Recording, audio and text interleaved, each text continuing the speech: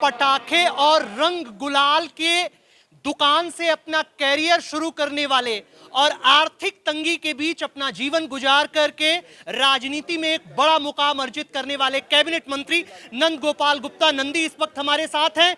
इस वक्त हम घोसी उपचुनाव में हैं। सर, भारतीय जनता पार्टी किन नीतियों के साथ आई है और घोसी उपचुनाव में क्या संदेश देना चाहेंगे? देखिए, हम सबका परम सौभाग्य है, हमारे देश की बागडोर एक परम तपस्वी आदरणीय नरेंद्र मोदी जी के हाथों में सुरक्षित है और प्रदेश की बागडोर एक कर्मयोगी मुख्यमंत्री योगी आदित्यनाथ जी के हाथों में। आज पूरा देश आदरणीय प्रधानमंत्री नरेंद्र मोदी जी के नेतृत्व में अभी चंद्रयान की सफलता पूरे देश ने गर्व और गौरव की अनुभूति की और पूरी दुनिया टकटकी लगा करके देख रही थी।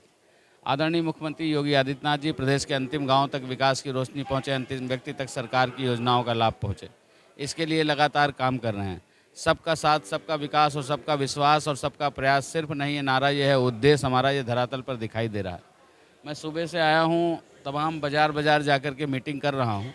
जिस तरह से उत्साह है लोगों में, लोगों के मन में जो उत्साह है, हम निश्चित रूप से कह सकते हैं कि हम भारी बहुमत से यहाँ विजयी होंगे और हमारे भाई दारा सिंह चौहान जी भारी बहुमत से विजयी होंगे। उत्तर प्रदेश की सरकार ने आम जनता नाराज है, कह रही है कि हमने तो इनको जिता करके भेजा था 5 साल के लिए, लेकिन ये बीच में मंत्री पद पाने के लिए ये चले गए। नहीं, ऐसा कुछ नहीं है। हम तो पूरा बाजार घूम करके आ रहे हैं। जनता के मन में इस बात का वो भी है कि हमारा प्रतिनिधित्व उत्तर प्रदेश सरकार में हो और यहाँ ये अछूता ना रह जाए, इसलिए लोगों में उत्साह है और भारी बहुमत से हम विजयी होंगे। वैश्य समाज किधर जा रहा है? 100% वैश्य समाज भारतीय जनता पार्टी के साथ है। भारतीय जनता पार्टी की पूंजी ये है, तो भारतीय जनता पार्टी के साथ वैश्य समाज पूरी तरह से दारा सिंह चौहान जी को वोट कर रहा है। ये थे हमारे साथ नंद गोपाल गुप्ता नंदी जी। दारा सिंह जी, किस तरीके का चुनाव जा रहा है?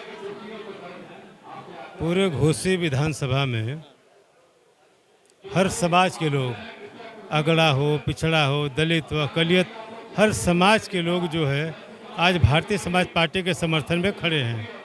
और इससे मैं कह सकता हूँ पूरी तरीके से भारतीय जनता पार्टी भारी बहुमत से चुनाव जीते जा रही है।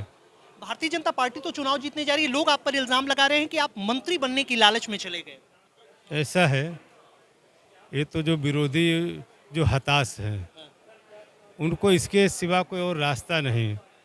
आप जानते हैं, इस देश के सबसे प्रधानमंत्री आदरणीय मोदी जी, जब इस देश की जनता ने तीसरी बार उनको प्रधानमंत्री बनाने का संकल्प लिया तो देश की सियासत में साजिश होने लगी।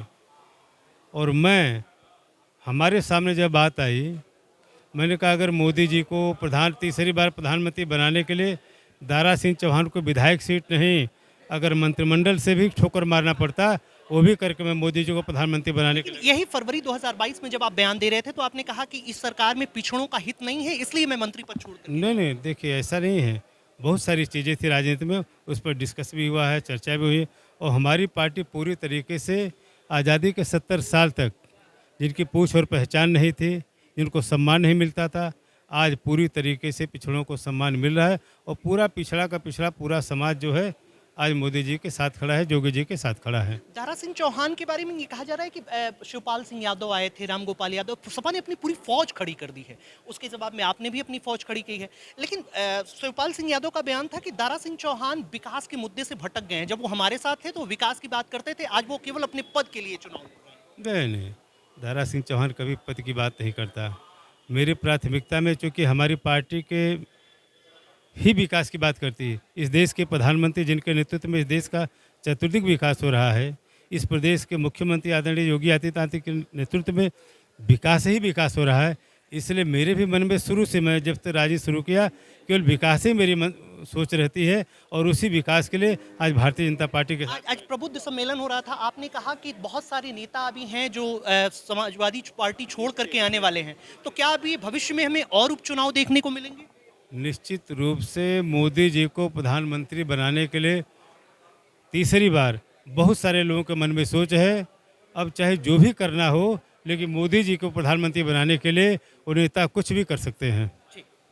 ये थे दारा सिंह चौहान और नंद गोपाल गुप्ता नंदी, जिनका कहना था कि उत्तर प्रदेश में विकास के लिए घोसी नया संदेश देगा।